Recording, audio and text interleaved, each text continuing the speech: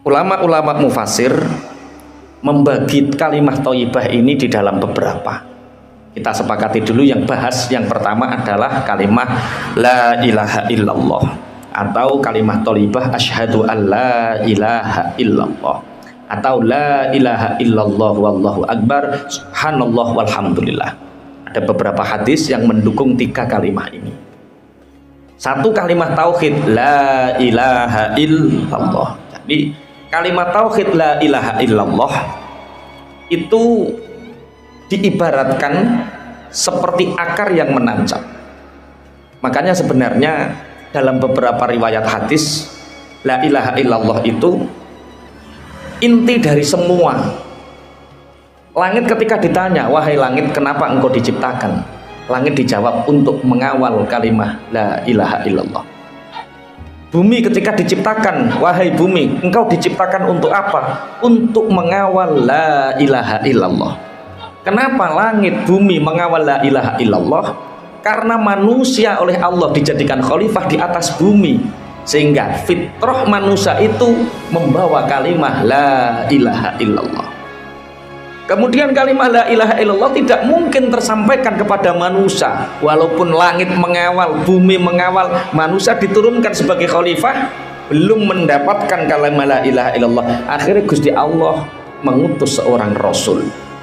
Yang rasul ini bisa bertemu dengan malaikat Jibril, sehingga malaikat Jibril sebagai utusan Allah menyampaikan kepada rasul, mulai Nabi Adam sampai Rasulullah Muhammad sallallahu alaihi wasallam, untuk menyebarkan kalimat la ilaha illallah. Akhirnya kita tahu hari ini kita mengikrarkan diri la ilaha illallah.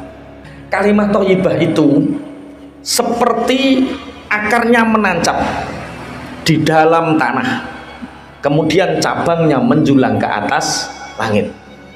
Kenapa akarnya kuat menancap? Karena akar ini punya dua fungsi. Satu, akar ini menyedot. Oh, kok menyedot? Masa menyedot? Menghisap air. Oh, ya menyerap. Ini guru bahasa Indonesia repot kabeh. Keliru, menyedot keliru, menghisap keliru. Jadi akar ini fungsinya menyerap air, menyerap hara yang ada di dalam tanah, karena semua tanaman butuh hara. Ada hara mikro, ada hara makro. Karena hara sendiri dibutuhkan oleh tanaman, tapi kalau mikronya terlalu banyak katanya mati. Ini yang bisa menjelaskan Mas Zainul. Jenengan teks di beberapa tafsir sing menjelaskan tentang yang diserap apa saja. Niku enten ngoten, tapi aku ra iso jelasno. Iki mestine Mas Zainul sing jelasno. Jadi saking pentingnya akar masuk ke dalam tanah, sehingga tanah ini menyerap air, menyerap unsur hara. Kemudian akar ini juga menopang sehingga pohon ini menjadi tegak. Pohon ini menjadi apa? Tegak. Sehingga kalau akarnya kuat, unsur haranya cukup, airnya cukup, cabang-cabangnya kuat, pohonnya kuat, yang terjadi adalah buahnya akan banyak. Itulah pohon iman. Pohon iman.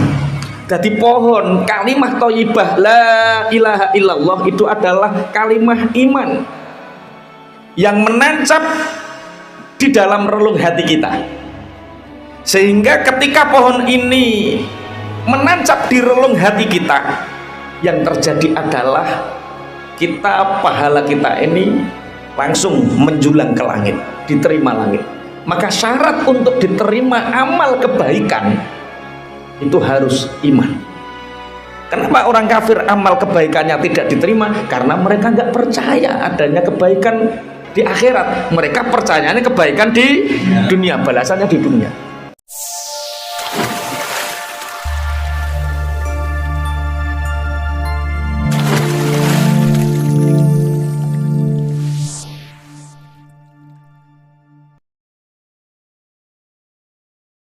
Wa udkhilal ladzina amanu wa amilus shalihat.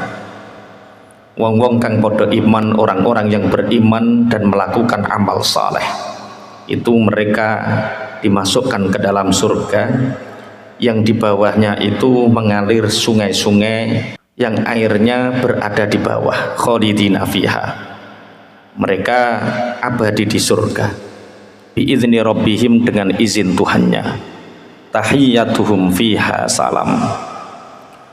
Di dalam surga itu yang jadi ucapan penghormatan, tahiyatnya antara satu dengan yang lain atau dia bertemu dengan malaikat, yaitu tahiyatnya yaitu salam. Salam itu mendoakan salam. Kalau sini ya assalamualaikum, ada yang mengatakan cukup salam. Wa udkhilal ladzina amanu wa amilus salihati jannatin tajri min tahtihal anharu khalidina fiha biizni rabbihim. Orang-orang yang beriman, orang-orang yang beramal soleh, iman dan beramal soleh, itu mereka dimasukkan ke dalam surga. Allahumma amin. Yang di dalam surga itu mengalir air yang bergemericik biizni rabbihim, dengan Tuhan mereka. Jadi surga itu harganya mahal atau murah? Surga itu harganya mahal atau murah? Kok tergantung piye? Kok bingung? Kalau surga itu murah, maka orang beriman tidak akan diuji dengan kesedihan. Kalau surga itu murah, maka orang beriman tidak akan diuji dengan kesulitan. Kalau surga itu murah, maka orang beriman tidak akan diuji dengan kesabaran untuk taat. Kalau surga itu murah, maka orang beriman tidak akan diuji untuk sabar meninggalkan maksiat. Kalau surga itu harganya murah, maka orang beriman tidak akan diuji untuk sakit, diuji untuk lelah, diuji untuk rekoso, diuji untuk mikir utang, wis wakeh pokoknya lah. Ujian-ujian itu semua adalah tiket menuju surga. Ono sing 2 tahun wis mokel saiki lagi bali neh. Nah itu ujian tiket surga ya seperti itu. Berarti surga itu harganya mahal atau murah?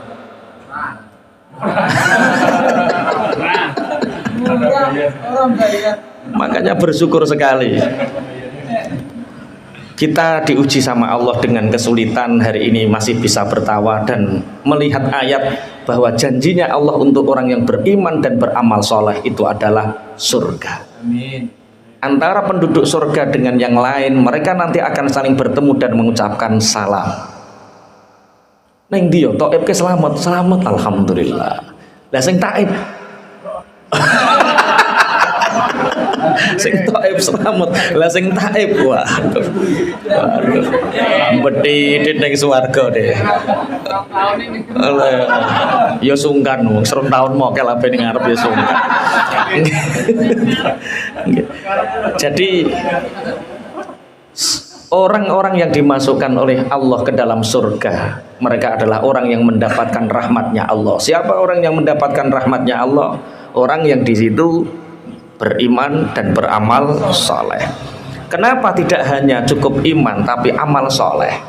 Karena untuk beramal soleh ini orang beriman mendapatkan banyak ujian sebagai bentuk keteguhan keimanannya. Orang beriman ini tak kasih sakit masih beriman tidak, tak kasih kesulitan hidup masih beriman tidak, tak kasih dengan godaan kemaksiatan yang besar masih beriman atau tidak.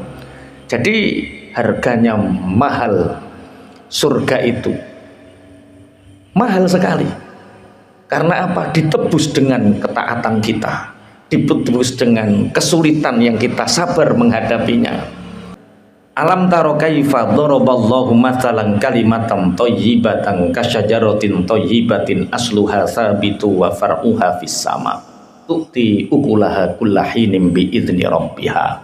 Apakah kamu tahu bagaimana Allah mengumpamakan kalimah thayyibah? Kalimah thayyibah itu seperti pohon yang baik yang akarnya menancap di dalam bumi, kemudian cabangnya menjulang ke langit. Tu'ti ukulaha kullahinin biizni rabbiha, yang cabang-cabang ini nantinya memberi buah-buahan setiap musimnya kepada orang yang membutuhkan biizni rabbiha, dengan izin Tuhannya. Begitulah Allah memberikan perumpamaan bagi manusia agar mereka mau bertadzakur atau mengambil pelajaran. Ulama-ulama mufasir membagi kalimat thayyibah ini di dalam beberapa. Kita sepakati dulu yang pertama adalah kalimat la ilaha illallah atau kalimat thayyibah asyhadu alla ilaha illallah atau la ilaha illallah wallahu akbar subhanallah walhamdulillah. Ada beberapa hadis yang mendukung tiga kalimat ini. Satu kalimat tauhid la ilaha illallah. Jadi kalimat tauhid la ilaha illallah itu diibaratkan seperti akar yang menancap. Makanya sebenarnya dalam beberapa riwayat hadis la ilaha illallah itu inti dari semua. Langit ketika ditanya, wahai langit kenapa engkau diciptakan? Langit dijawab untuk mengawal kalimat la ilaha illallah. Bumi ketika diciptakan, wahai bumi engkau diciptakan untuk apa? Untuk mengawal la ilaha illallah. Kenapa langit bumi mengawal la ilaha illallah? Karena manusia oleh Allah dijadikan khalifah di atas bumi, sehingga fitrah manusia itu membawa kalimat la ilaha illallah. Kemudian kalimat la ilaha illallah tidak mungkin tersampaikan kepada manusia. Walaupun langit mengawal, bumi mengawal, manusia diturunkan sebagai khalifah, belum mendapatkan kalimat la ilaha illallah. Akhirnya Gusti Allah mengutus seorang rasul. Yang rasul ini bisa bertemu dengan malaikat Jibril, sehingga malaikat Jibril sebagai utusan Allah menyampaikan kepada rasul, mulai Nabi Adam sampai Rasulullah Muhammad sallallahu alaihi wasallam, untuk menyebarkan kalimat la ilaha illallah. Akhirnya kita tahu hari ini kita mengikrarkan diri la ilaha illallah. Kalimat thayyibah itu seperti akarnya menancap di dalam tanah, kemudian cabangnya menjulang ke atas langit. Kenapa akarnya kuat menancap? Karena akar ini punya dua fungsi. Satu, akar ini menyedot. Oh, kok menyedot? Masa menyedot? Menghisap air. Oh, yo menyerap. Ini guru bahasa Indonesia repot kabeh. Keliru, menyedot keliru, menghisap keliru. Jadi akar ini fungsinya menyerap air, menyerap hara yang ada di dalam tanah, karena semua tanaman butuh hara. Ada hara mikro, ada hara makro. Karena hara sendiri dibutuhkan oleh tanaman, tapi kalau mikronya terlalu banyak katanya mati. Ini yang bisa menjelaskan Mas Zainul. Jenengan teks di beberapa tafsir sing menjelaskan tentang yang diserap apa saja. Niku enten ngoten, tapi aku ra iso jelasno. Iki mestine Mas Zainul sing jelasno. Jadi saking pentingnya akar masuk ke dalam tanah, sehingga tanah ini menyerap air, menyerap unsur hara. Kemudian akar ini juga menopang sehingga pohon ini menjadi tegak. Pohon ini menjadi apa? Tegak. Sehingga kalau akarnya kuat, unsur haranya cukup, airnya cukup, cabang-cabangnya kuat, pohonnya kuat, yang terjadi adalah buahnya akan banyak. Itulah pohon iman. Pohon iman. Jadi pohon kalimat thayyibah la ilaha illallah itu adalah kalimat iman yang menancap di dalam relung hati kita. Sehingga ketika pohon ini menancap di relung hati kita, yang terjadi adalah pahala kita ini langsung menjulang ke langit, diterima langit. Maka syarat untuk diterima amal kebaikan itu harus iman. Kenapa orang kafir amal kebaikannya tidak diterima? Karena mereka nggak percaya adanya kebaikan di akhirat. Mereka percayanya kebaikan di dunia, balasannya di dunia. Makanya ketika pohon iman menancap di dalam hati, yang terjadi adalah pahala ini diangkat ke langit, dinaikkan ke langit, dan terus menerus akan mendapatkan nur cahaya dari pahala ini. Allahumma amin. Bismillahirrahmanirrahim. Makanya ini kalimat yang pertama, kalimat thayyibah ini disebut kalimat tauhid la ilaha illallah atau asyhadu alla ilaha illallah. dengan kita ikrar asyhadu alla ilaha illallah wa asyhadu anna muhammadar rasulullah, berarti kita sudah punya iman yang mengakar ke relung hati, yang menjulang ke langit, dan pahala kita buahnya ini diterima nanti. Allahumma amin. Wis pokoknya nek beriman wis penak. Ini kalimat yang pertama. Kalimat thayyibah yang pertama tadi apa? La ilaha illallah. Kemudian kalimat thayyibah yang kedua itu diartikan semua jenis kalimat-kalimat yang baik, ucapan-ucapan yang baik.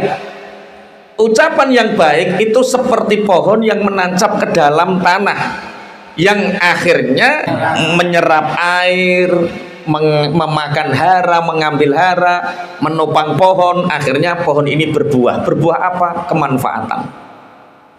Karena pangapunten, Imam Ghazali niku nek membahas tentang lisan ini, amma ba'du fa innal lisana min ni'amillahi al-azimah wa lataifis sun'ihi al-gharibah.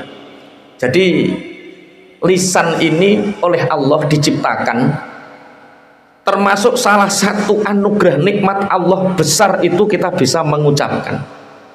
Tapi lisan ini bisa menjadi anugerah, bisa menjadi nikmat, juga bisa menjadi laknat.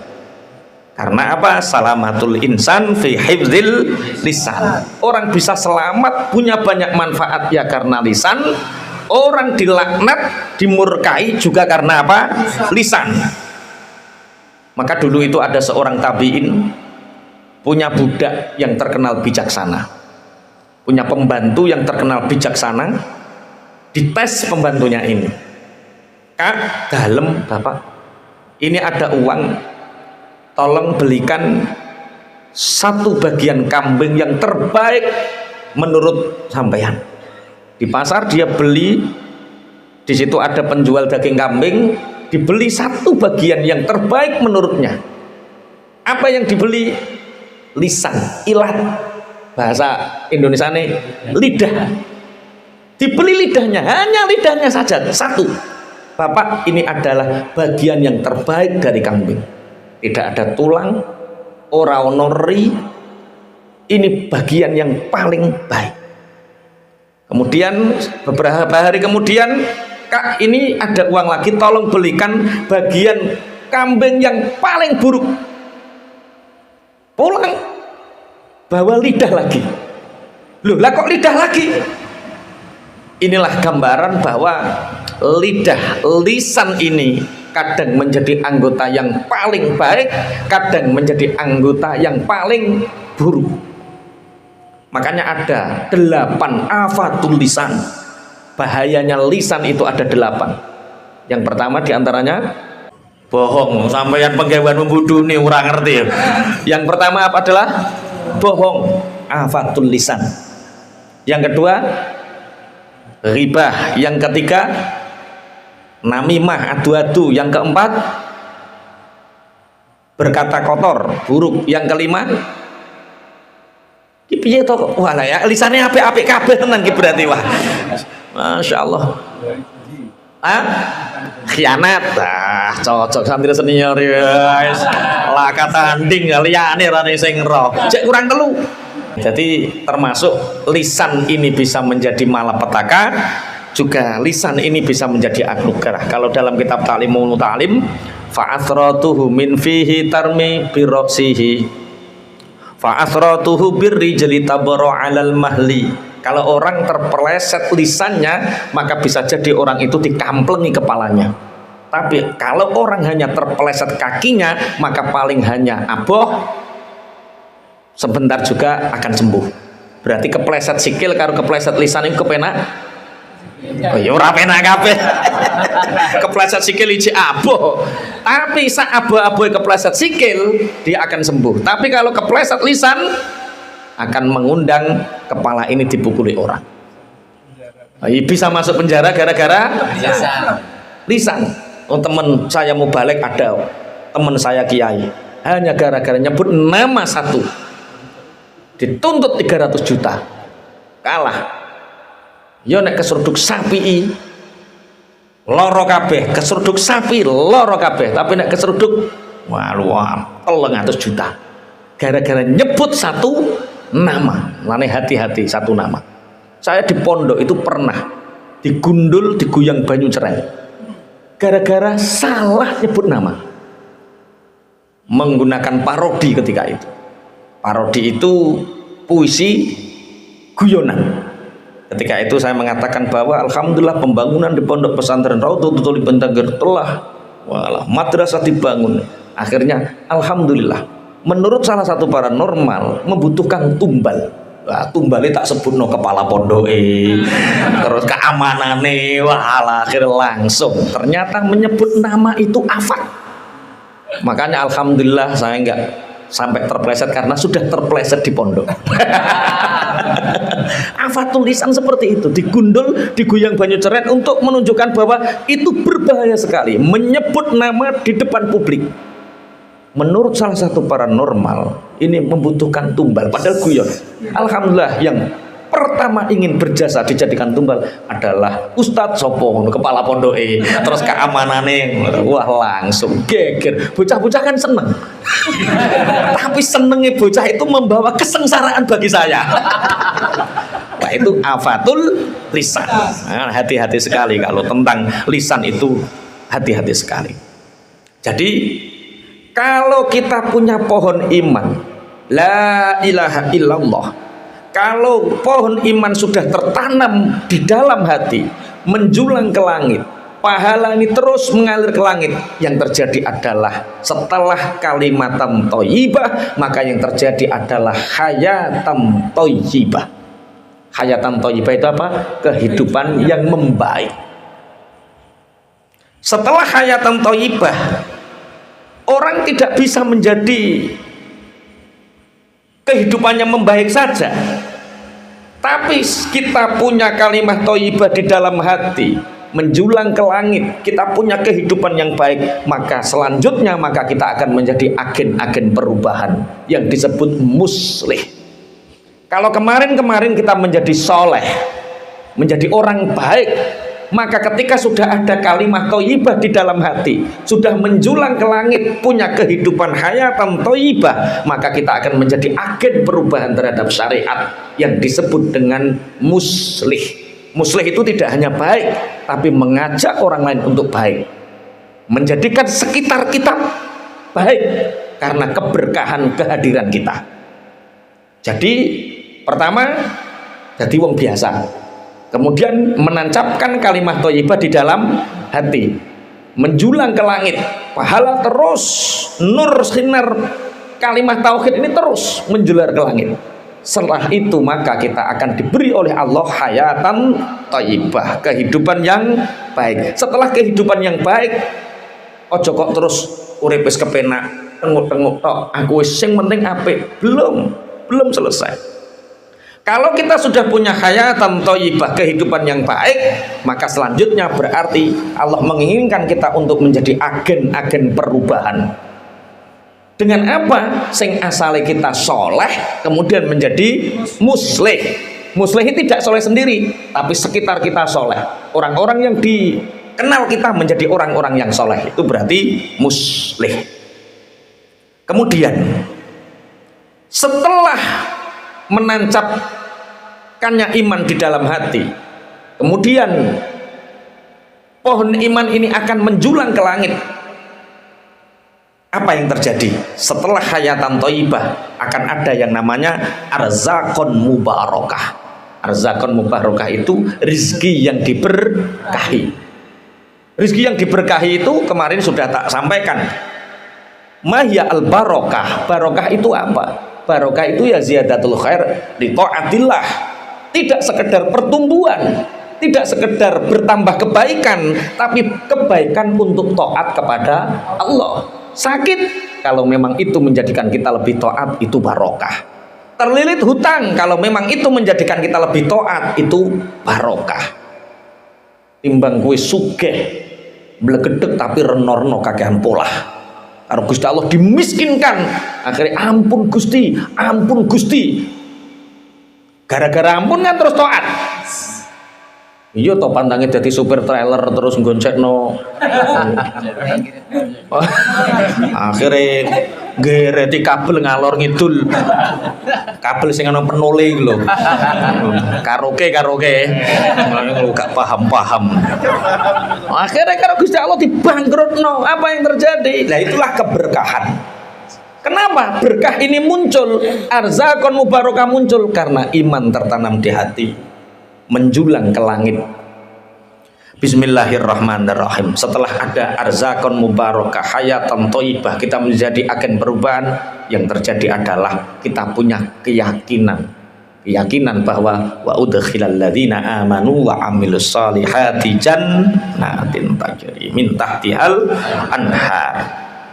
Bismillahirrahmanirrahim. Jadi beda-beda. Ditancapkannya iman ke hati menarik kehidupan yang baik, namanya hayatan thayyibah. Hayatan thayyibah menjadikan kita menjadi agen perubahan Allah, yang disebut kita menjadi orang muslim. Pahala menjulang tinggi ke langit, itu akan menjadikan arzakon mubarakah.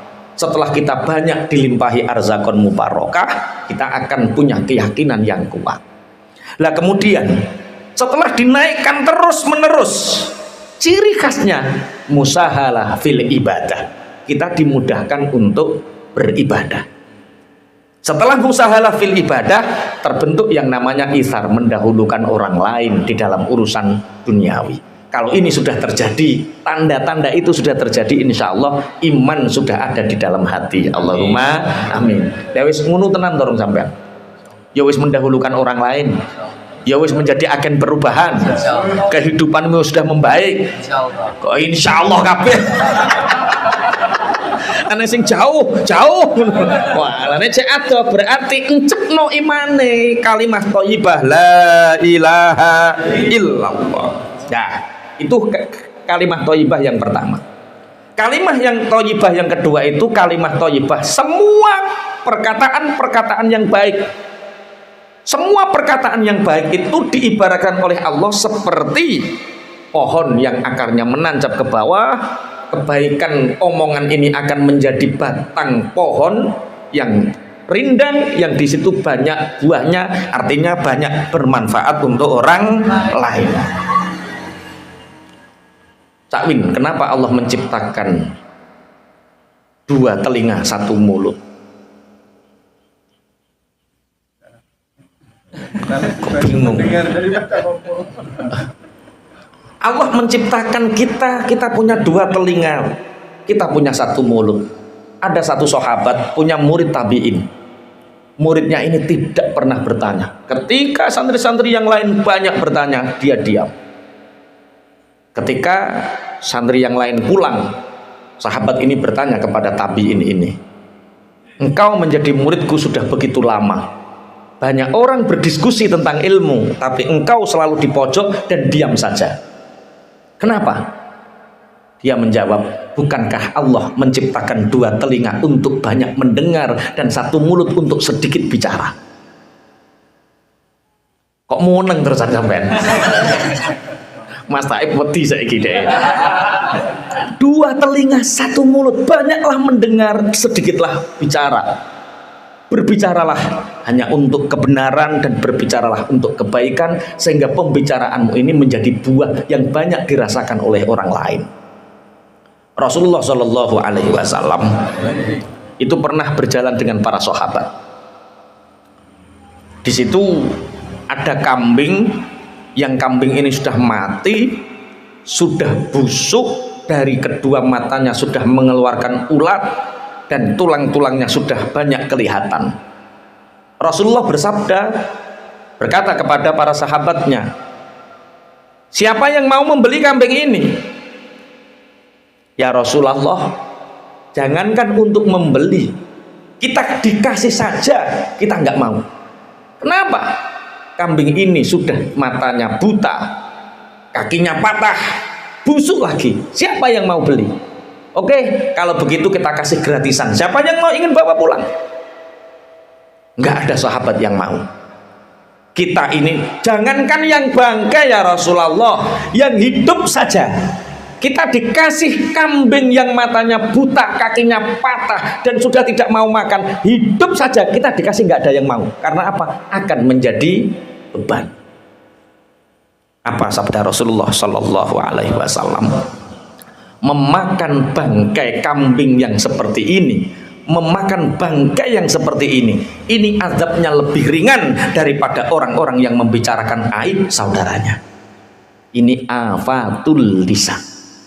Memakan bangkai seperti kambing ini itu lebih ringan azabnya bagi orang yang membicarakan aib saudaranya.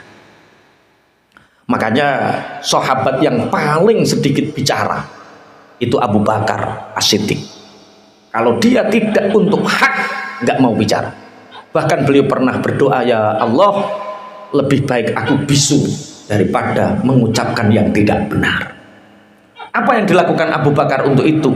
Dia punya batu yang disumpel ke mulutnya 12 tahun dia. Dilepas hanya ketika makan, ketika wudhu, dan ketika sholat. Jadi neng mulutnya Abu Bakar 12 tahun Abu Bakar itu ngemut krikel ben ora ngomong Allah. Iki kok rada tersinggung kabeh ketok ya. Sesuk aja praktek nonggung. Apa kok mulu-mulu? Kok mulu-mulu? Apa? Ben gak ngomong-ngomong. Ben gak ngomong apa? Allah. Ben gak ngomong Allah. Masya Allah.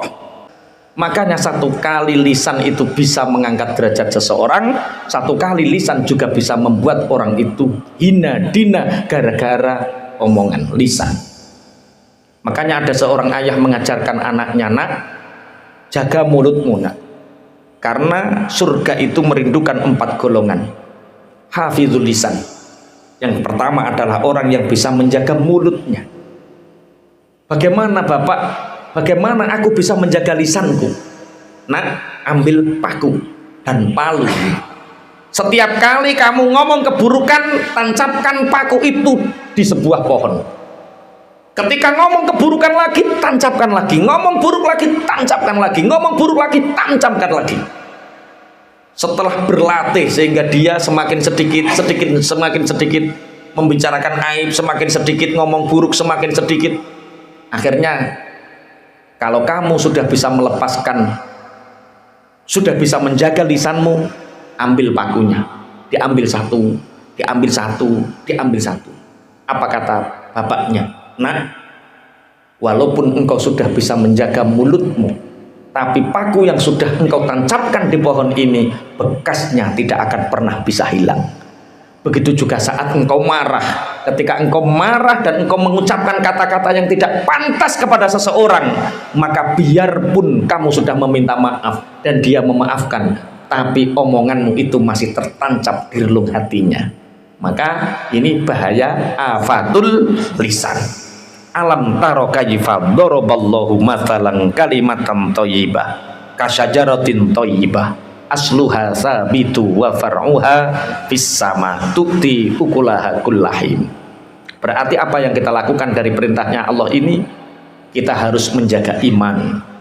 Di samping menjaga iman, jadikan iman kita ini menjulang pahala kita sampai ke langit, sehingga kehadiran kita mengawal tauhid la ilaha illallah, kita tidak sekedar menjadi orang baik, orang soleh, tapi kita menjadi agen perubahan, menjadi muslih, orang yang berpengaruh, menjadikan orang-orang di sekitar kita menjadi orang-orang baik, orang soleh. Allahumma amin. Itu yang pertama. Yang kedua, jadikan mulut kita, lisan kita itu bisa seperti madu yang berbuah dirasakan banyak orang. Kita berbicara, orang itu akan mendapat hikmah dari pembicaraan kita. Jangan sampai orang berbicara mendapatkan laknat dari pembicaraannya. Salamatul insan fi hifdzil lisan. Selamat seseorang itu karena dia bisa menjaga lisannya. Apalagi sekarang lisan itu bisa terwakili oleh jari-jari kita. Lisan ini sekarang terwakili oleh ketikan-ketikan kita. Sekali kita share kebaikan, pahala mudah didapat. Tapi ketika kita share keburukan, maka jariah dosa akan kita dapat. Maka hati-hati kalau ingin share. Makanya pernah tak sampaikan, ahlu syar huwa ahlu syar. Wong tukang nge-share iku kelakuane elek. Share kok sar-sari wong. Share itu bahasa Arab Cak Win. Syarun iku elek, share iku bagi. Jadi wong nek senengane bagi-bagi iku biasane elek. Harus diteliti dulu ini yang dibagikan milik siapa, karya siapa, membuat orang menjadi bahagia atau membuat orang menjadi nelongso, susah. Kalimah-kalimah yang buruk itu seperti pohon yang tidak menancap di bumi. Malaha min qaror, dia amruk karena tidak ada tetapnya dia di bumi. Kalimah khabithah itu ada dua. Satu, kalimah kekufuran. Orang yang tidak mau ikrar la ilaha illallah, berarti dia sebaik apapun benihnya, sebaik apapun bibitnya, kebaikan yang dia lakukan, karena tidak ada ikrar la ilaha illallah, itu seperti benih yang ditanam di wadah yang wadahnya buruk, di bumi yang buminya buruk. Sebaik apapun benih ditanam di tanah yang buruk, hasilnya ora tukul. Orang-orang kafir melakukan kebaikan sebanyak apapun, itu tidak akan pernah menjulang ke langit. Karena apa? Kebaikan itu sudah roboh di bumi karena akarnya tidak menancap. Itu perumpamaannya orang-orang kafir, kalimat-kalimat kekufuran. Yang kedua, kalimat-kalimat buruk. Orang mengatakan buruk kepada kita, itu kelihatannya berat, tapi sebenarnya tidak berarti apa-apa karena kalimat keburukan itu akan mudah dilupakan. Jadi misalnya ini, kalimat yang paling buruk seandainya di sini apa? Apa-apa? Sampean paling gelo dilokke apa? Sing wedhus iku sing jenggoten, Mas. Ya wedhus misalnya. Loh, ana wong ganteng-ganteng dilokke wedhus. Itu kelihatannya menyakitkan, kelihatannya. Tapi misalkan masyhur kemudian, wah kayak wedhus, masyhur misalkan, itu akan cepat dilupakan. Karena apa? Kalimat keburukan itu akan hilang seperti buih, tidak subur. Makanya sama nek dilokke wong ben. Tapi orang berbicara buruk kepada kita, 3 orang itu seperti 30 orang suaranya. Paham maksudnya? Orang 30 mengucapkan buruk kepada kita seperti 3000 orang. Karena apa? Ombak itu buih, itu di pinggir. Koyo-koyo, menakutkan, tapi dia akan hilang. Maka kalau ada orang yang berbicara buruk kepada kita, biarkan, tinggal turu, engkau hilang dewi. Tapi kalimah-kalimah thayyibah, kita berkata baik kepada orang, maka seumur hidup bahkan sampai mati, kalimah itu akan dibawa sebagai amal soleh. Allahumma amin. Mulane penak misuh apa penak? Nah, ciri khas peradaban itu dari kalimah thayyibah. Orang mudah misuh, mudah mengucapkan ungkapan-ungkapan kotor, itu orang yang tidak beradab, sealim apapun dia. Karena ciri khas peradaban itu lisan. Apa yang ngomong barang saruki pekiwuh. Cak Win ahli maca kitab kuning, pelang-pelang, misah-misuh. Itu tanda dia alim tapi tidak berperadaban. Di surga itu bahasanya nggak ada pisu-pisuan. Di surga itu ya salam, tahiyatuhum fiha salam. Nah, dimulai dari sekarang, kita belum masuk surga, tapi bahasa surga kita gunakan. Kalau ketemu, salam, assalamualaikum. Orang kok. Makanya kalau seneng kali ceritanya Luqman Hakim. Luqman apa nih? Kalau kamu melakukan kebaikan tapi terpengaruh dengan pendapat orang lain, maka kebaikan itu tidak akan pernah terjadi. Luqman Hakim dengan bapaknya diajak naik apa kayak jenenge? Khimar atau keledai? khimar to keledai. Ya sekarang sing ngarani padha gak roe. Padha gak roe.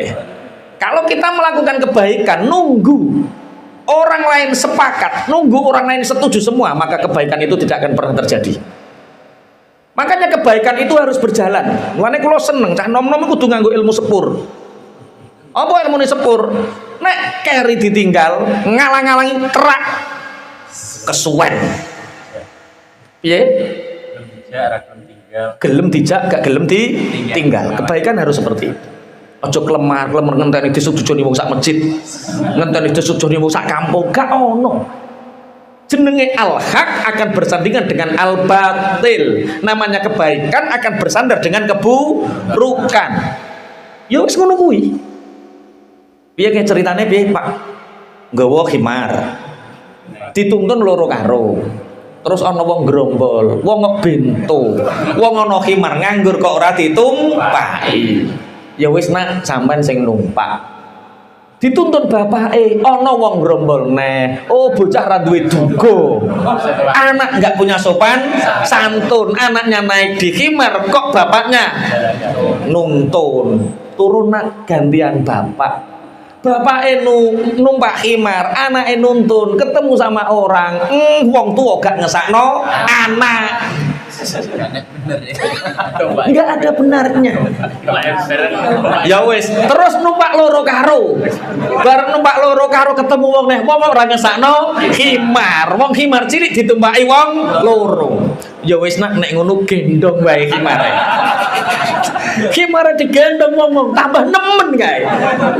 Iya Allah. Ya memang seperti itu. Makanya saya ingat perkataan Umi di awal-awal kula teng dalem niku wis luar biasa. Umi ngatur kula ngeten.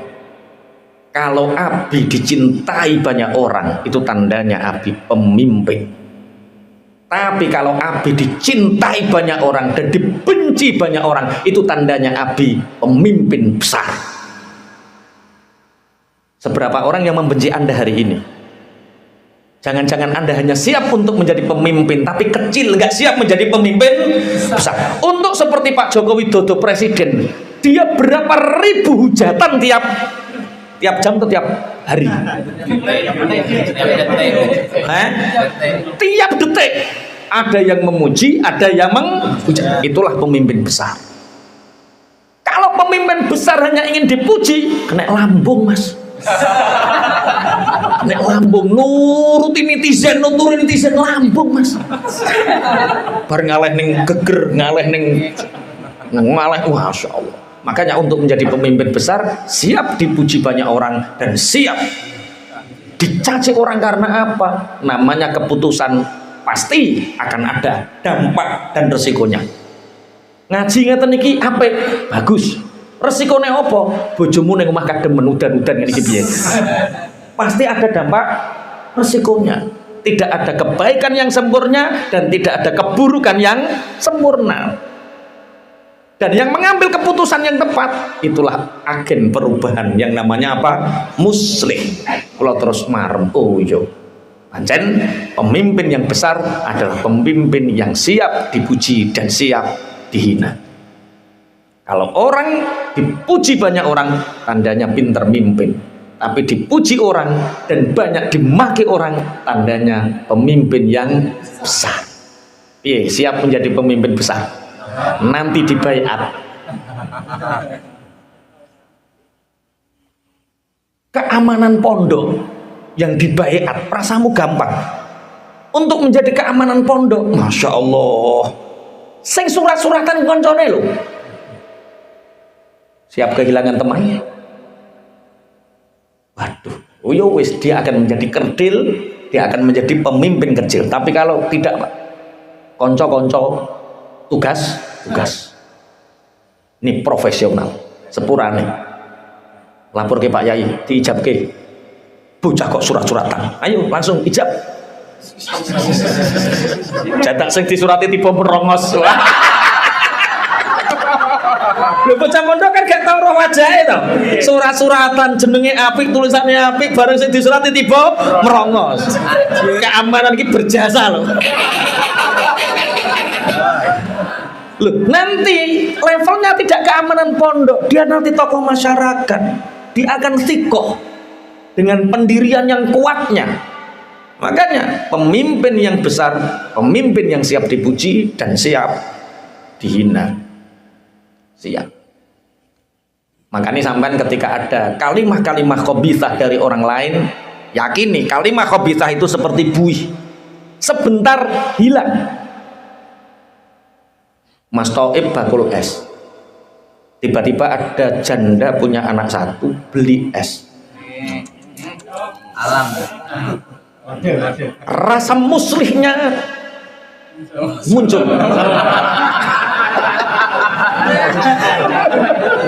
Dibantu, Mbak, lah kok piyambakan?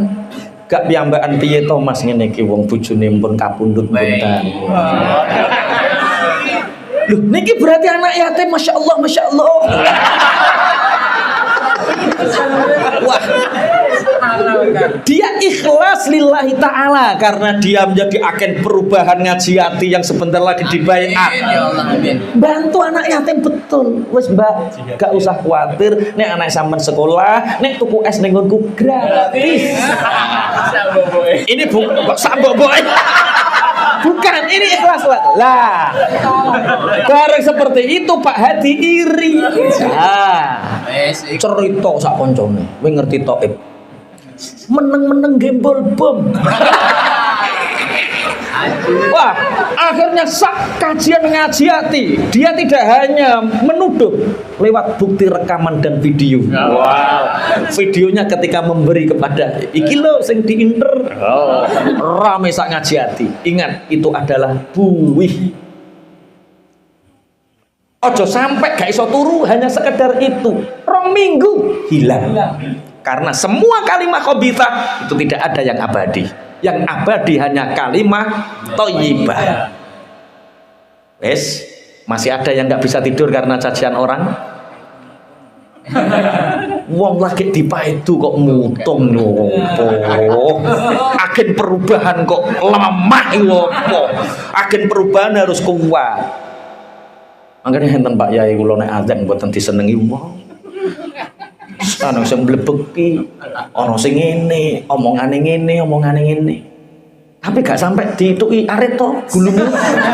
Gak aman. Nabi Zakaria ditugel gulune, gulumu cek utok cek adzan wae. Mosok lagi gara-gara seperti itu terus lemah. Agen perubahan harus kuat. Muslih itu harus kuat. Orang yang ingin bermanfaat untuk banyak orang harus kuat, siap dipuji, siap dicaci. Tapi insya Allah ning Indonesia wong Jawa itu ora sampai mawak-mawak no ya ora sampai. Paling mau rasan-rasan tipis ngono tok ae. Gibah-gibah tipis. Lah wis aja mbok pikir.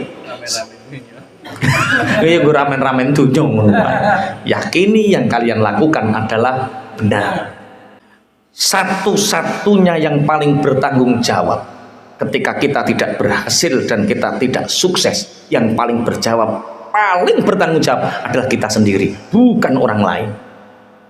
Yang paling bertanggung jawab ketika kita tidak berhasil, kita tidak sukses, yang paling bertanggung jawab bukan orang lain tapi kita sendiri.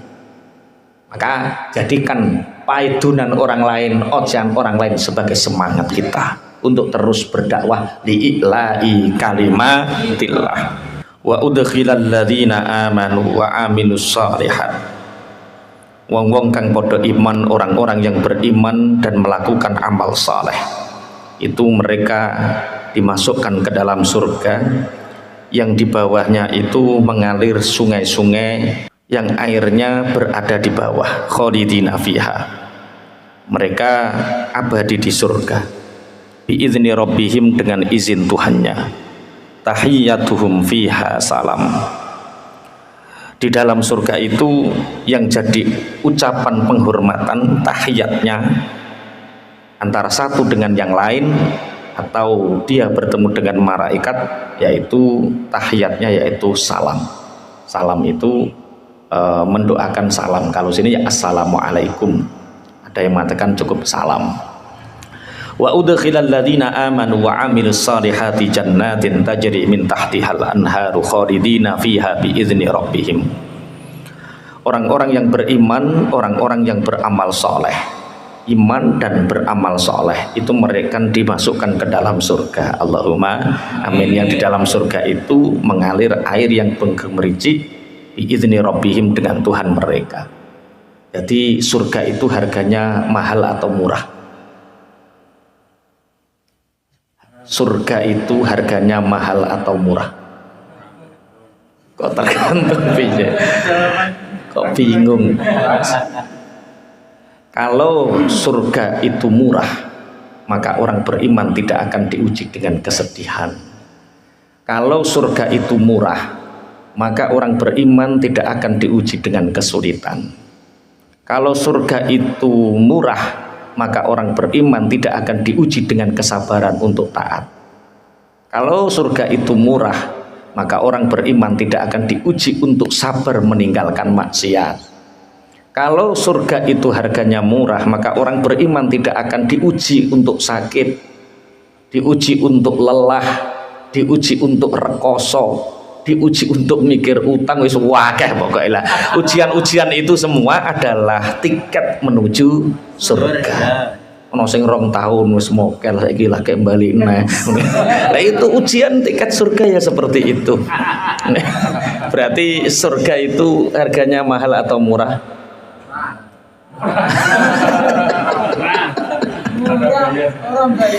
Makanya bersyukur sekali. Kita diuji sama Allah dengan kesulitan, hari ini masih bisa bertawa dan melihat ayat bahwa janjinya Allah untuk orang yang beriman dan beramal soleh itu adalah surga. Amin. Antara penduduk surga dengan yang lain, mereka nanti akan saling bertemu dan mengucapkan salam. Neng dia, Taib ke selamat, selamat, alhamdulillah. Lah sing Taib sing Taib selamat, lah sing Taib waduh bedhit ning swarga deh. Ya sungkan wong 2 tahun mokel ape ning ngarep ya sungkan. Jadi orang-orang yang dimasukkan oleh Allah ke dalam surga, mereka adalah orang yang mendapatkan rahmatnya Allah. Siapa orang yang mendapatkan rahmatnya Allah? Orang yang di situ beriman dan beramal soleh. Kenapa tidak hanya cukup iman tapi amal soleh? Karena untuk beramal soleh ini orang beriman mendapatkan banyak ujian sebagai bentuk keteguhan keimanannya. Orang beriman ini tak kasih sakit masih beriman tidak, tak kasih kesulitan hidup masih beriman tidak, tak kasih dengan godaan kemaksiatan yang besar masih beriman atau tidak. Jadi harganya mahal. Surga itu mahal sekali. Karena apa? Ditebus dengan ketaatan kita, ditebus dengan kesulitan yang kita sabar menghadapinya. Alam taro kaifa daraballahu mathalan kalimatan thayyibatan kasyajaratin thayyibatin asluha tsabitu wa far'uha fis sama tu'ti ukulaha kullahinin biizni rabbiha. Apakah kamu tahu bagaimana Allah mengumpamakan kalimah thayyibah? Kalimah thayyibah itu seperti pohon yang baik yang akarnya menancap di dalam bumi, kemudian cabangnya menjulang ke langit. Tu'ti ukulaha kullahinin biizni rabbiha, yang cabang-cabang ini nantinya memberi buah-buahan setiap musimnya kepada orang yang membutuhkan biizni rabbiha, dengan izin Tuhannya. Begitulah Allah memberikan perumpamaan bagi manusia agar mereka mau bertazakkur atau mengambil pelajaran.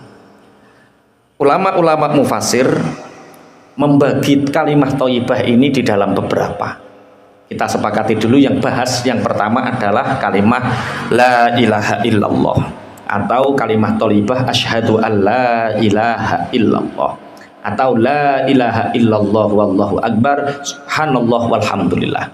Ada beberapa hadis yang mendukung 3 kalimah ini. Satu kalimat tauhid la ilaha illallah. Jadi kalimat tauhid la ilaha illallah itu diibaratkan seperti akar yang menancap. Makanya sebenarnya dalam beberapa riwayat hadis, la ilaha illallah itu inti dari semua. Langit ketika ditanya, wahai langit kenapa engkau diciptakan? Langit dijawab, untuk mengawal kalimah la ilaha illallah. Bumi ketika diciptakan, wahai bumi engkau diciptakan untuk apa? Untuk mengawal la ilaha illallah. Kenapa langit bumi mengawal la ilaha illallah? Karena manusia oleh Allah dijadikan khalifah di atas bumi, sehingga fitrah manusia itu membawa kalimah la ilaha illallah. Kemudian kalimah la ilaha illallah tidak mungkin tersampaikan kepada manusia. Walaupun langit mengawal, bumi mengawal, manusia diturunkan sebagai khalifah, belum mendapatkan kalimah la ilaha illallah. Akhirnya Gusti Allah mengutus seorang rasul, yang rasul ini bisa bertemu dengan malaikat Jibril, sehingga malaikat Jibril sebagai utusan Allah menyampaikan kepada rasul, mulai Nabi Adam sampai Rasulullah Muhammad sallallahu alaihi wasallam, untuk menyebarkan kalimah la ilaha illallah. Akhirnya kita tahu hari ini kita mengikrarkan diri la ilaha illallah. Kalimat thayyibah itu seperti akarnya menancap di dalam tanah, kemudian cabangnya menjulang ke atas langit. Kenapa akarnya kuat menancap? Karena akar ini punya dua fungsi. Satu, akar ini menyedot. Oh, kok menyedot? Masa menyedot? Menghisap air. Oh, ya menyerap. Ini guru bahasa Indonesia repot kabeh. Keliru, menyedot keliru, menghisap keliru.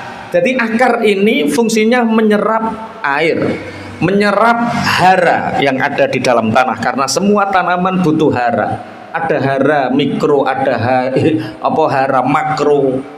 Karena hara sendiri dibutuhkan oleh tanaman, tapi kalau mikronya terlalu banyak katanya mati. Ini yang bisa menjelaskan Mas Zainul.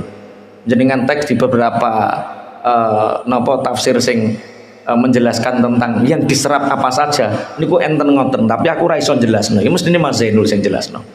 Jadi saking pentingnya akar masuk ke dalam tanah, sehingga tanah ini menyerap air, menyerap unsur hara. Kemudian akar ini juga menopang sehingga pohon ini menjadi tegak. Pohon ini menjadi apa? Tegak. Sehingga kalau akarnya kuat, unsur haranya cukup, airnya cukup, cabang-cabangnya kuat, pohonnya kuat, yang terjadi adalah buahnya akan banyak. Itulah pohon iman. Pohon iman. Jadi pohon kalimah thayyibah la ilaha illallah itu adalah kalimah iman yang menancap di dalam relung hati kita, sehingga ketika pohon ini menancap di relung hati kita, yang terjadi adalah pahala kita ini langsung menjulang ke langit, diterima langit. Maka syarat untuk diterima amal kebaikan itu harus iman. Kenapa orang kafir amal kebaikannya tidak diterima? Karena mereka nggak percaya adanya kebaikan di akhirat. Mereka percayanya kebaikan di dunia, balasannya di dunia. Makanya ketika pohon iman menancap di dalam hati, yang terjadi adalah pahala ini diangkat ke langit, dinaikkan ke langit, dan terus menerus akan mendapatkan nur cahaya dari pahala ini. Allahumma amin. Bismillahirrahmanirrahim. Makanya ini kalimah yang pertama, kalimah thayyibah ini disebut kalimah tauhid la ilaha illallah atau asyhadu alla ilaha illallah. Dengan kita ikrar asyhadu alla ilaha illallah wa asyhadu anna muhammadar rasulullah, berarti kita sudah punya iman yang mengakar ke relung hati, yang menjulang ke langit, dan pahala kita buahnya ini diterima nanti. Allahumma amin. Wis pokoke nek beriman wis penak. Ini kalimah yang pertama. Kalimah thayyibah yang pertama tadi apa? La ilaha illallah. Kemudian kalimah thayyibah yang kedua itu diartikan semua jenis kalimah-kalimah yang baik, ucapan-ucapan yang baik. Ucapan yang baik itu seperti pohon yang menancap ke dalam tanah, yang akhirnya menyerap air, memakan hara, mengambil hara, menopang pohon, akhirnya pohon ini berbuah. Berbuah apa? Kemanfaatan. Karena pangapunten, Imam Ghazali niku nek membahas tentang lisan. Ini amma ba'du fa innal lisana min ni'amillahi al-azimah wa lataifis sun'ihi al-gharibah. Jadi lisan ini oleh Allah diciptakan, termasuk salah satu anugerah nikmat Allah besar itu kita bisa mengucapkan. Tapi lisan ini bisa menjadi anugerah, bisa menjadi nikmat, juga bisa menjadi laknat. Karena apa? Salamatul insan fi hifdzil lisan. Orang bisa selamat, punya banyak manfaat ya karena lisan. Orang dilaknat, dimurkai juga karena apa? Lisan. Maka dulu itu ada seorang tabi'in punya budak yang terkenal bijaksana, punya pembantu yang terkenal bijaksana. Dites pembantunya ini, Kak, dalem Bapak, ini ada uang, tolong belikan satu bagian kambing yang terbaik menurut sampean. Di pasar dia beli, di situ ada penjual daging kambing, dibeli satu bagian yang terbaik menurutnya. Apa yang dibeli? Lisan, ilat, bahasa Indonesia ini lidah. Dibeli lidahnya, hanya lidahnya saja satu. Bapak, ini adalah bagian yang terbaik dari kambing. Tidak ada tulang, ora ono ri. Ini bagian yang paling baik. Kemudian beberapa hari kemudian, Kak, ini ada uang lagi, tolong belikan bagian kambing yang paling buruk. Pulang bawa lidah lagi. Loh, lah kok lidah lagi? Inilah gambaran bahwa lisan ini kadang menjadi anggota yang paling baik, kadang menjadi anggota yang paling buruk. Makanya ada 8 afatul lisan. Bahayanya lisan itu ada 8. Yang pertama diantaranya bohong. Sampai yang penggawean membunuh nih orang ngerti ya. Yang pertama apa adalah bohong, afatul lisan.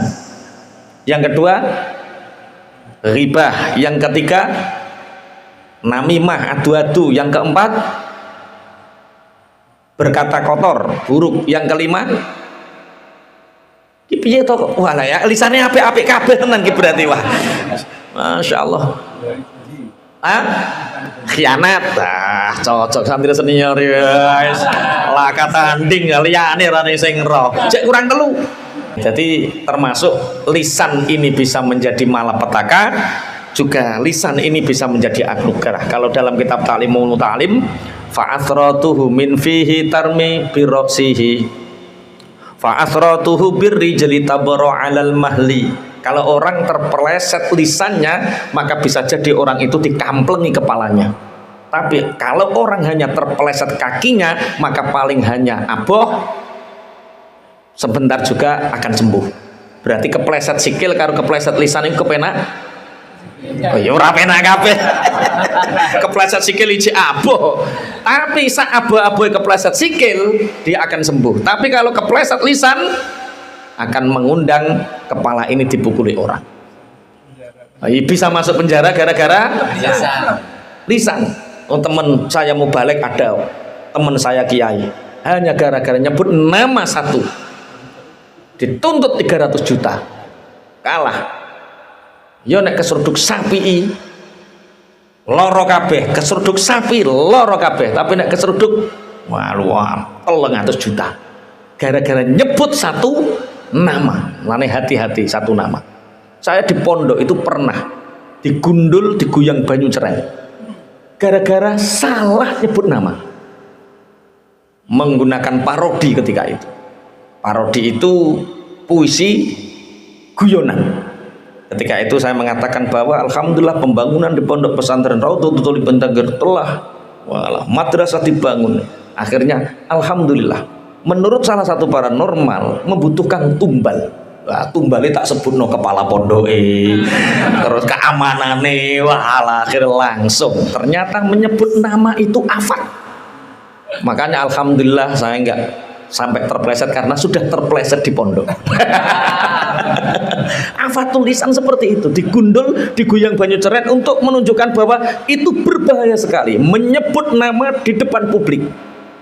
Menurut salah satu paranormal, ini membutuhkan tumbal, padahal guyon. Alhamdulillah yang pertama ingin berjasa dijadikan tumbal adalah Ustadz Sopo, kepala pondoke, terus keamanane, wah langsung geger. Bocah-bocah kan seneng, tapi senengnya bocah itu membawa kesengsaraan bagi saya. Wah itu afatul lisan. Nah, hati-hati sekali kalau tentang lisan itu, hati-hati sekali.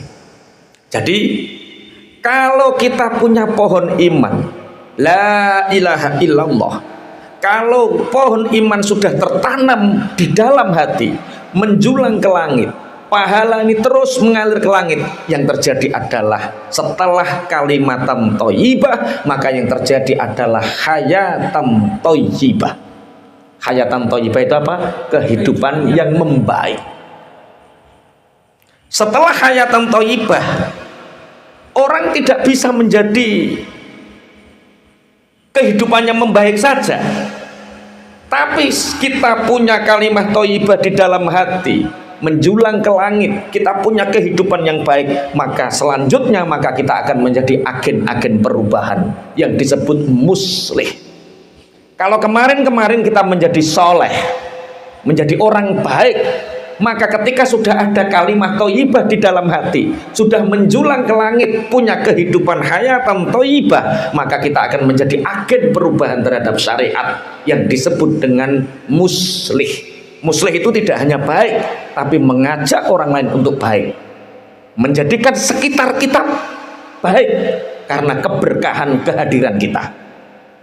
Jadi pertama, jadi wong biasa, kemudian menancapkan kalimat thayyibah di dalam hati, menjulang ke langit, pahala terus, nur sinar kalimat tauhid ini terus menjular ke langit. Setelah itu maka kita akan diberi oleh Allah hayatan thayyibah, kehidupan yang baik. Setelah kehidupan yang baik, ojo kok terus urip wis kepenak, tenguk-tenguk tok, aku wis sing penting apik. Belum selesai. Kalau kita sudah punya hayatan thayyibah, kehidupan yang baik, maka selanjutnya berarti Allah menginginkan kita untuk menjadi agen-agen perubahan. Dengan apa? Sing asale kita soleh, kemudian menjadi muslih. Muslih tidak soleh sendiri, tapi sekitar kita soleh. Orang-orang yang dikenal kita menjadi orang-orang yang soleh, itu berarti muslih. Kemudian setelah menancapkannya iman di dalam hati, kemudian pohon iman ini akan menjulang ke langit. Apa yang terjadi? Setelah hayatan thayyibah akan ada yang namanya arzakon mubarakah. Arzakon mubarakah itu rizki yang diberkahi. Rizki yang diberkahi itu kemarin sudah tak sampaikan. Mahya al barokah. Barokah itu apa? Barokah itu ya ziyadatul khair li taatillah. Tidak sekedar pertumbuhan, tidak sekedar bertambah kebaikan, tapi kebaikan untuk taat kepada Allah. Sakit, kalau memang itu menjadikan kita lebih taat, itu barokah. Terlilit hutang, kalau memang itu menjadikan kita lebih taat, itu barokah. Timbang kue sugih blegedeg tapi renorno kakean polah, karo Gusti Allah dimiskinkan, akhirnya ampun Gusti, gara-gara ampun kan terus taat. Iya toh pantangnya jadi supir trailer terus goncekno.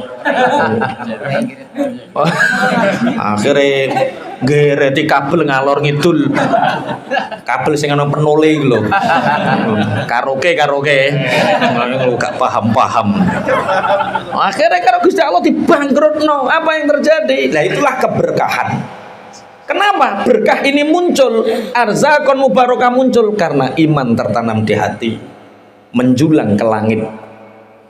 Bismillahirrahmanirrahim. Setelah ada arzakon mubarakah, hayatan thayyibah, kita menjadi agen perubahan.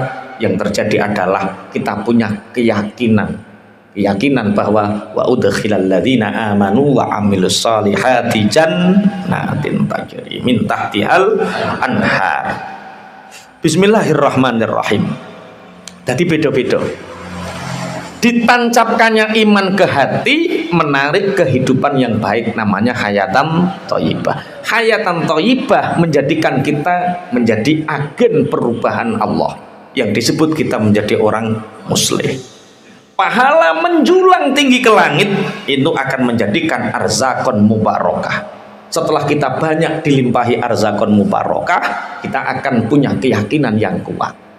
Lah kemudian setelah dinaikkan terus menerus, ciri khasnya musahalah fil ibadah, kita dimudahkan untuk beribadah.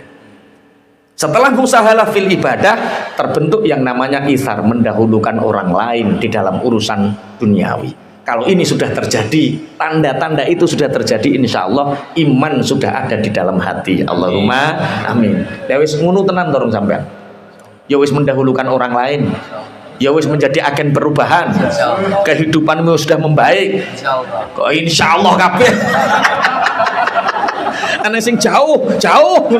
Wah, lane cek ado berarti encekno imane, kalimat thayyibah la ilaha illallah. Ya, itu kalimat thayyibah yang pertama. Kalimat yang thayyibah yang kedua itu kalimat thayyibah semua perkataan-perkataan yang baik. Semua perkataan yang baik itu diibaratkan oleh Allah seperti pohon yang akarnya menancap ke bawah. Kebaikan omongan ini akan menjadi batang pohon yang rindang, yang di situ banyak buahnya, artinya banyak bermanfaat untuk orang lain. Cak Win, kenapa Allah menciptakan dua telinga satu mulut? Kok bingung? Allah menciptakan kita punya dua telinga, kita punya satu mulut. Ada satu sahabat punya murid tabi'in. Muridnya ini tidak pernah bertanya. Ketika santri-santri yang lain banyak bertanya, dia diam. Ketika santri yang lain pulang, sahabat ini bertanya kepada tabi'in ini, engkau menjadi muridku sudah begitu lama. Banyak orang berdiskusi tentang ilmu, tapi engkau selalu di pojok dan diam saja. Kenapa? Dia menjawab, bukankah Allah menciptakan dua telinga untuk banyak mendengar dan satu mulut untuk sedikit bicara? Kok muneng terus sampean? Mas Taib wedi saiki deh. Dua telinga satu mulut, banyaklah mendengar, sedikitlah bicara. Berbicaralah hanya untuk kebenaran dan berbicaralah untuk kebaikan, sehingga pembicaraanmu ini menjadi buah yang banyak dirasakan oleh orang lain. Rasulullah Shallallahu Alaihi Wasallam itu pernah berjalan dengan para sahabat. Di situ ada kambing, yang kambing ini sudah mati, sudah busuk, dari kedua matanya sudah mengeluarkan ulat, dan tulang-tulangnya sudah banyak kelihatan. Rasulullah bersabda, berkata kepada para sahabatnya, siapa yang mau membeli kambing ini? Ya Rasulullah, jangankan untuk membeli, kita dikasih saja kita nggak mau. Kenapa? Kambing ini sudah matanya buta, kakinya patah, busuk lagi. Siapa yang mau beli? Oke, kalau begitu kita kasih gratisan. Siapa yang mau ingin bawa pulang? Nggak ada sahabat yang mau. Kita ini jangankan yang bangkai ya Rasulullah, yang hidup saja. Kita dikasih kambing yang matanya buta, kakinya patah, dan sudah tidak mau makan. Hidup saja kita dikasih, nggak ada yang mau. Karena apa? Akan menjadi beban. Apa sabda Rasulullah Sallallahu Alaihi Wasallam? Memakan bangkai kambing yang seperti ini, memakan bangkai yang seperti ini azabnya lebih ringan daripada orang-orang yang membicarakan aib saudaranya. Ini afatul lisan. Memakan bangkai seperti kambing ini itu lebih ringan azabnya bagi orang yang membicarakan aib saudaranya. Makanya sahabat yang paling sedikit bicara itu Abu Bakar As-Siddiq. Kalau dia tidak untuk hak, nggak mau bicara. Bahkan beliau pernah berdoa, ya Allah, lebih baik aku bisu daripada mengucapkan yang tidak benar. Apa yang dilakukan Abu Bakar untuk itu? Dia punya batu yang disumpel ke mulutnya 12 tahun dia. Dilepas hanya ketika makan, ketika wudhu, dan ketika sholat. Jadi neng mulutnya Abu Bakar 12 tahun Abu Bakar itu ngemut krikel ben ora ngomong Allah. Iki kok rada tersinggung kabeh ketok ya. Sesuk aja praktek nonggung. Apa kok mulu-mulu? Kok mulu-mulu? Apa? Ben gak ngomong-ngomong. Ben gak ngomong apa? Allah. Ben gak ngomong Allah. Masya Allah. Makanya satu kali lisan itu bisa mengangkat derajat seseorang, satu kali lisan juga bisa membuat orang itu hina dina gara-gara omongan lisan. Makanya ada seorang ayah mengajarkan anaknya, nak, jaga mulutmu nak, karena surga itu merindukan 4 golongan. Hafizul lisan, yang pertama adalah orang yang bisa menjaga mulutnya. Bagaimana Bapak? Bagaimana aku bisa menjaga lisanku? Nak, ambil paku dan palu. Setiap kali kamu ngomong keburukan, tancapkan paku itu di sebuah pohon. Ketika ngomong keburukan lagi, tancapkan lagi. Ngomong buruk lagi, tancapkan lagi. Ngomong buruk lagi, tancapkan lagi. Setelah berlatih sehingga dia semakin sedikit membicarakan aib, semakin sedikit ngomong buruk, semakin sedikit. Akhirnya kalau kamu sudah bisa melepaskan, sudah bisa menjaga lisanmu, ambil pakunya, diambil satu, diambil satu, diambil satu. Apa kata bapaknya? Nah, walaupun engkau sudah bisa menjaga mulutmu, tapi paku yang sudah engkau tancapkan di pohon ini, bekasnya tidak akan pernah bisa hilang. Begitu juga saat engkau marah. Ketika engkau marah dan engkau mengucapkan kata-kata yang tidak pantas kepada seseorang, maka biarpun kamu sudah meminta maaf dan dia memaafkan, tapi omonganmu itu masih tertancap di relung hatinya. Maka ini bahaya afatul lisan. Alam taro kayfa daraballahu mathalan kalimatan thayyibah kasyajaratin thayyibah asluha sabitu wa far'uha fis sama tu'ti ukulaha kullahim. Berarti apa yang kita lakukan dari perintahnya Allah ini, kita harus menjaga iman. Di samping menjaga iman, jadikan iman kita ini menjulang pahala kita sampai ke langit, sehingga kehadiran kita mengawal tauhid la ilaha illallah, kita tidak sekedar menjadi orang baik, orang soleh, tapi kita menjadi agen perubahan, menjadi muslih, orang yang berpengaruh, menjadikan orang-orang di sekitar kita menjadi orang-orang baik, orang soleh. Allahumma amin. Itu yang pertama. Yang kedua, jadikan mulut kita, lisan kita itu bisa seperti madu yang berbuah dirasakan banyak orang. Kita berbicara, orang itu akan mendapat hikmah dari pembicaraan kita. Jangan sampai orang berbicara mendapatkan laknat dari pembicaraannya. Salamatul insan fi hifdzil lisan. Selamat seseorang itu karena dia bisa menjaga lisannya. Apalagi sekarang lisan itu bisa terwakili oleh jari-jari kita. Lisan ini sekarang terwakili oleh ketikan-ketikan kita. Sekali kita share kebaikan, pahala mudah didapat. Tapi ketika kita share keburukan, maka jariah dosa akan kita dapat. Maka hati-hati kalau ingin share. Makanya pernah tak sampaikan, ahlu share huwa ahlu syar.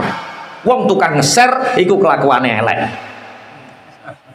Share, syar kok sar-sari wong.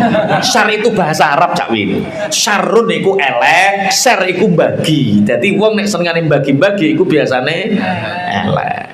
Harus diteliti dulu ini yang dibagikan milik siapa, karya siapa, membuat orang menjadi bahagia atau membuat orang menjadi nelongso, susah. Kalimah-kalimah yang buruk itu seperti pohon yang tidak menancap di bumi. Malaha min qaror, dia amruk karena tidak ada tetapnya dia di bumi. Kalimat khabithah itu ada dua. Satu, kalimat kekufuran. Orang yang tidak mau ikrar la ilaha illallah, berarti dia sebaik apapun benihnya, sebaik apapun bibitnya kebaikan yang dia lakukan, karena tidak ada ikrar la ilaha illallah, itu seperti benih yang ditanam di wadah yang wadahnya buruk, di bumi yang buminya buruk. Sebaik apapun benih ditanam di tanah yang buruk, hasilnya ora tukul. Orang-orang kafir melakukan kebaikan sebanyak apapun, itu tidak akan pernah menjulang ke langit. Karena apa? Kebaikan itu sudah roboh di bumi, karena akarnya tidak menancap. Itu perumpamaannya orang-orang kafir, kalimat-kalimat kekufuran. Yang kedua, kalimat-kalimat buruk. Orang mengatakan buruk kepada kita, itu kelihatannya berat, tapi sebenarnya tidak berarti apa-apa, karena kalimat keburukan itu akan mudah dilupakan. Jadi misalnya ini, kalimat yang paling buruk seandainya di sini apa? Apa-apa? Sampean paling gelo dilokke apa? Sing wedhus iku sing jenggoten, Mas. Ya wedhus misalnya. Lho, ana wong ganteng-ganteng dilokke wedhus. Itu kelihatannya menyakitkan, kelihatannya. Tapi misalkan masyhur kemudian, wah kayak wedhus, masyhur misalkan, itu akan cepat dilupakan. Karena apa? Kalimat keburukan itu akan hilang seperti buih, tidak subur. Makanya sama nek dilokke wong ben. Tapi orang berbicara buruk kepada kita, 3 orang itu seperti 30 orang suaranya. Paham maksudnya? Orang 30 mengucapkan buruk kepada kita seperti 3000 orang. Karena apa? Ombak itu buih, itu di pinggir, koyo-koyo, menakutkan, tapi dia akan hilang. Maka kalau ada orang yang berbicara buruk kepada kita, biarkan, tinggal turu, engkau hilang dewi. Tapi kalimat-kalimat thayyibah, kita berkata baik kepada orang, maka seumur hidup bahkan sampai mati, kalimat itu akan dibawa sebagai amal soleh. Allahumma amin. Mulane penak misuh apa penak? Nah, ciri khas peradaban itu dari kalimat thayyibah. Orang mudah misuh, mudah mengucapkan ungkapan-ungkapan kotor, itu orang yang tidak beradab, sealim apapun dia. Karena ciri khas peradaban itu lisan. Apa yang ngomong barang saruki pekiwuh. Cakwin ahli maca kitab kuning, pelang-pelang, misah-misuh. Itu tanda dia alim tapi tidak berperadaban. Di surga itu bahasanya nggak ada pisu-pisuan. Di surga itu ya salam, tahiyyatuhum fiha salam. Nah, dimulai dari sekarang, kita belum masuk surga, tapi bahasa surga kita gunakan. Kalau ketemu, salam, assalamualaikum. Orang kok. Makanya kalau seneng kali ceritanya Luqman Hakim. Luqman apa nih? Kalau kamu melakukan kebaikan tapi terpengaruh dengan pendapat orang lain, maka kebaikan itu tidak akan pernah terjadi. Luqman Hakim dengan bapaknya diajak naik apa kayak jenenge? Khimar atau keledai? Khimar atau keledai? Ya sekarang sing ngarani padha gak roe. Padha gak roe. Kalau kita melakukan kebaikan, nunggu orang lain sepakat, nunggu orang lain setuju semua, maka kebaikan itu tidak akan pernah terjadi. Makanya kebaikan itu harus berjalan. Mulane kula seneng cah nom-nom kudu nganggo ilmu sepur. Apa ilmune sepur? Nek keri ditinggal, ngalang-alangi kerak kesuwen. Piye? Gelem dijak, gak gelem ditinggal. Kebaikan harus seperti itu. Ojo kelemar ngenteni disujudoni wong sak masjid, ngenteni disujudoni wong sak kampung, gak ono. Jenenge al-haq akan bersandingan dengan al-batil. Namanya kebaikan akan bersandar dengan keburukan. Ya wis ngono kuwi. Piye ke ceritane piye, Pak? Nggawa khimar. Dituntun loro karo. Terus ana wong grombol, wong ngebento, wong ana khimar nganggur kok ora ditumpaki. Ya wis nak sampean sing numpak.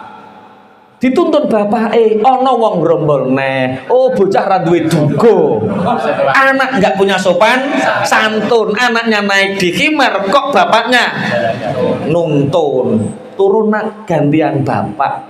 Bapake numpak khimar, anake nuntun, ketemu sama orang, wong tua gak ngesakno anak. Enggak ada benarnya. Ya wis, terus numpak loro karo. Bareng numpak loro karo ketemu wong neh, wong ora ngesakno khimar. Wong khimar cilik ditumpaki wong loro. Ya wis nak nek ngono gendong wae khimare. Khimare digendong ngomong tambah nemen kae. Iya Allah. Ya memang seperti itu. Makanya saya ingat perkataan Umi di awal-awal kula teng dalem niku wis luar biasa. Umi ngatur kula ngeten. Kalau Abi dicintai banyak orang, itu tandanya Abi pemimpin. Tapi kalau Abi dicintai banyak orang dan dibenci banyak orang, itu tandanya Abi pemimpin besar. Seberapa orang yang membenci Anda hari ini? Jangan-jangan Anda hanya siap untuk menjadi pemimpin, tapi kecil, nggak siap menjadi pemimpin besar. Untuk seperti Pak Joko Widodo presiden, dia berapa ribu hujatan tiap jam atau tiap hari? Tiap detik. Ada yang memuji, ada yang menghujat. Itulah pemimpin besar. Kalau pemimpin besar hanya ingin dipuji, kena lambung, Mas. Nek lambung nuruti netizen lambung, Mas.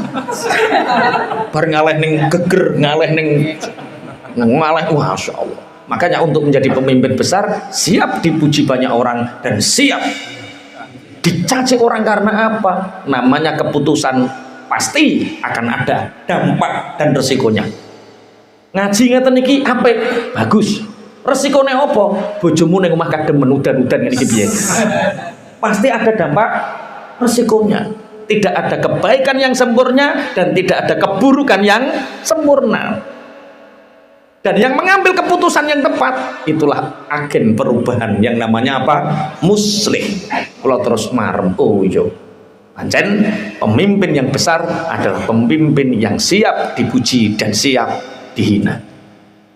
Kalau orang dipuji banyak orang, tandanya pinter mimpin. Tapi dipuji orang dan banyak dimaki orang, tandanya pemimpin yang besar. Iya, siap menjadi pemimpin besar. Nanti dibaiat. Keamanan pondok yang dibaiat, rasamu gampang.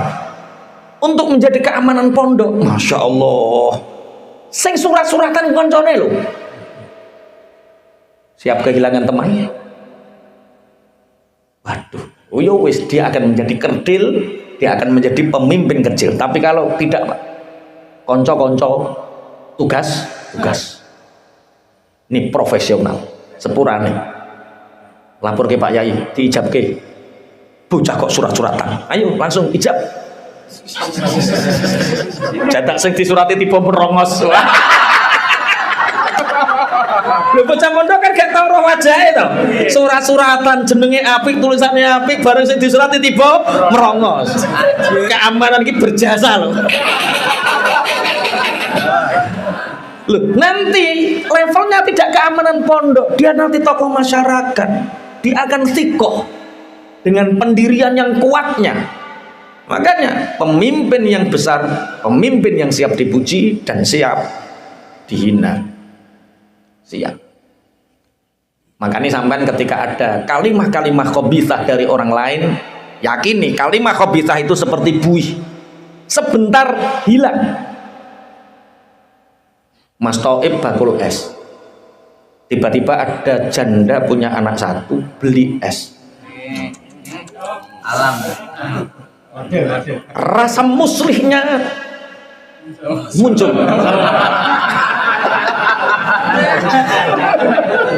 Dibantu. Mbak, lah kok piyambakan? Gak piyambakan piye to Mas ngene iki wong bojone pun kapundhut mboten. Loh, niki berarti anak yatim, masya Allah, masya Allah. Wah, dia ikhlas lillahi ta'ala karena dia menjadi agen perubahan ngaji hati yang sebentar lagi dibaiat.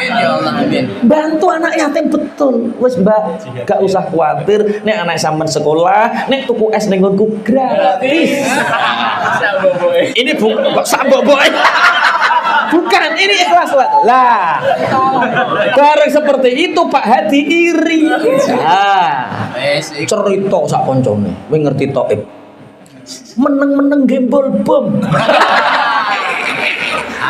Wah, akhirnya sak kajian ngaji hati, dia tidak hanya menuduh lewat bukti rekaman dan video. Wow, videonya ketika memberi kepada iki lo sing diinter, rame sak ngaji hati. Ingat, itu adalah buih.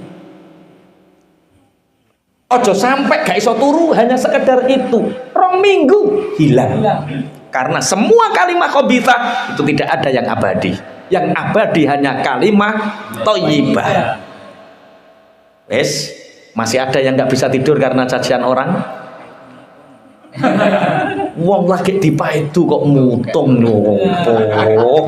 Agen perubahan kok lemah opo. Agen perubahan harus kuat.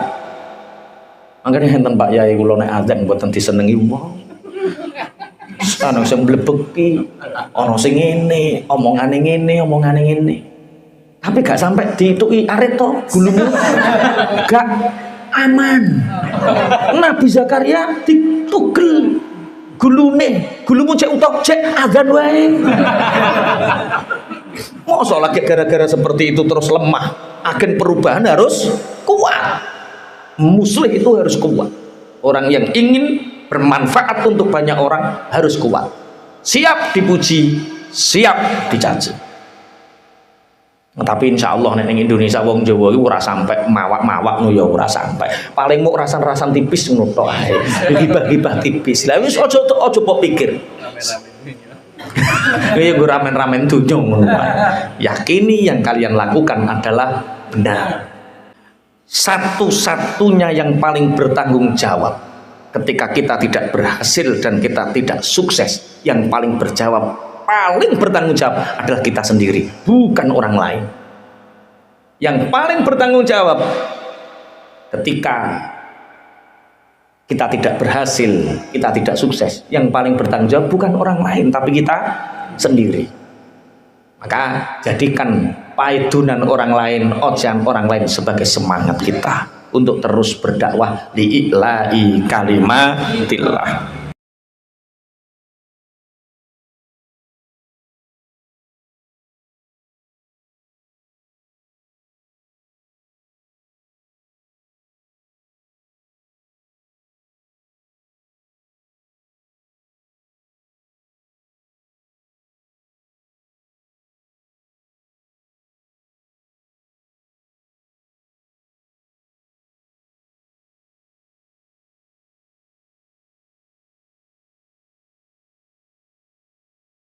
Mudah-mudahan apa yang telah disampaikan tadi bisa menambah keimanan kita dan ketakwaan kita kepada Allah Subhanahu wa taala. Assalamualaikum warahmatullahi wabarakatuh.